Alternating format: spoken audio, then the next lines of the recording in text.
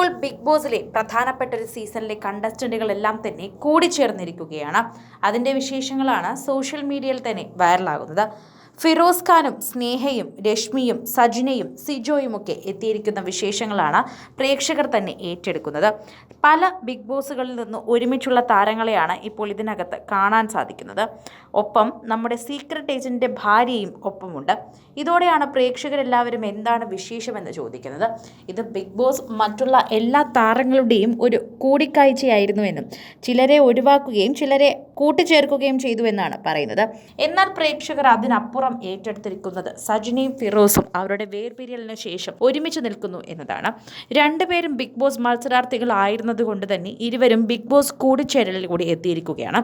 ഒരുപാട് നാളുകൾക്ക് ശേഷമാണ് ഫിറോസിൻ്റെയും സജിനയുടെയും ഒരു ചിത്രം ഒരുമിച്ച് കാണുന്നത്.